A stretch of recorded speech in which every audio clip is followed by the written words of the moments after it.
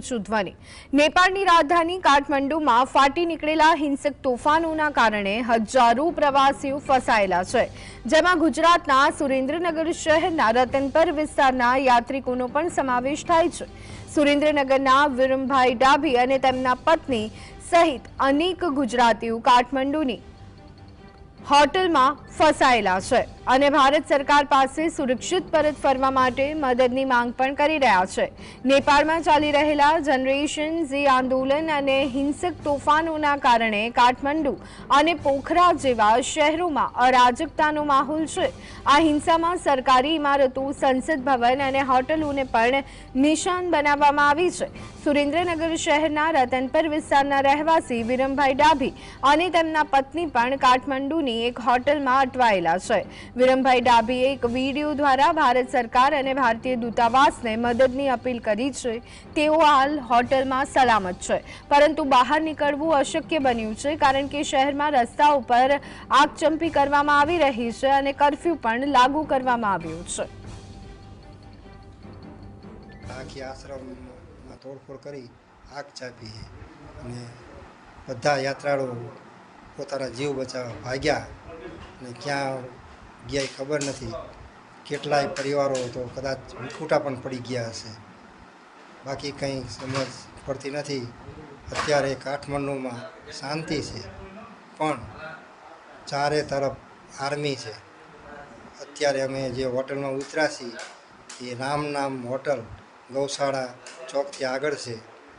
તે રોડ ઉપર આર્મી છે, પણ હોટલની બહાર નીકળી શકાતું નથી કે હોટલવાળા નીકળવા દેતા નથી।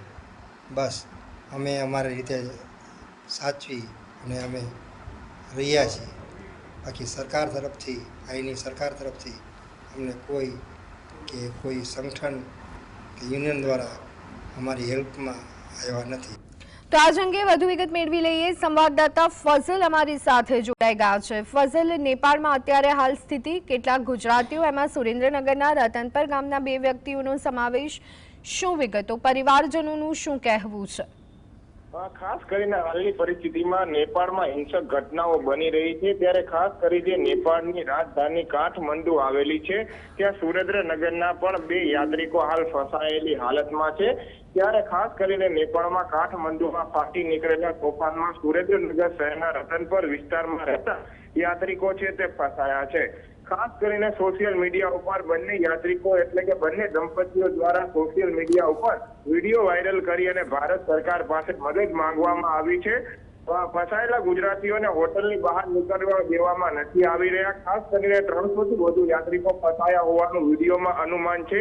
ત્યાં ફસાયેલા જે સુરેન્દ્રનગરના દંપતી છે તેમના દ્વારા લગાવવામાં આવી રહ્યું છે।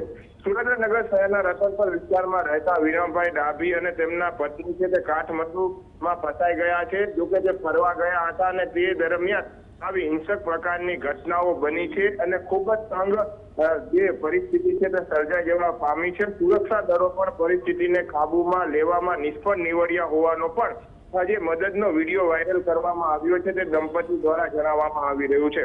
પરિવારજનો પણ એક જ માંગ કરી રહ્યા છે અને ભારત સરકાર પાસે એક જ માંગ કરી રહ્યા છે કે તેમને તાત્કાલિકપણે સલામત રીતે પરત લાવવામાં આવે અને પરિવારજનોને સોંપવામાં આવે તે પ્રકારની માંગ કરવામાં આવી રહી છે। હાલની પરિસ્થિતિમાં જે કાઠમંડુની એક ખાનગી હોટલ છે ત્યાં તેમને રાખવામાં આવ્યા છે, સલામત છે, પરંતુ ત્યાં દિવસે ને દિવસે પરિસ્થિતિ કથળતી જઈ રહી છે અને જે હોટલની બહાર નીકળવું પણ મુશ્કેલ બનતું જઈ રહ્યું છે। ત્યારે હવે ભારત સરકાર પાસે મદદની માંગણી છે તે સુરેન્દ્રનગરના રતનપર વિસ્તારના દંપતી દ્વારા જે વિડીયો વાયરલ કરી અને કરવામાં આવી રહી છે।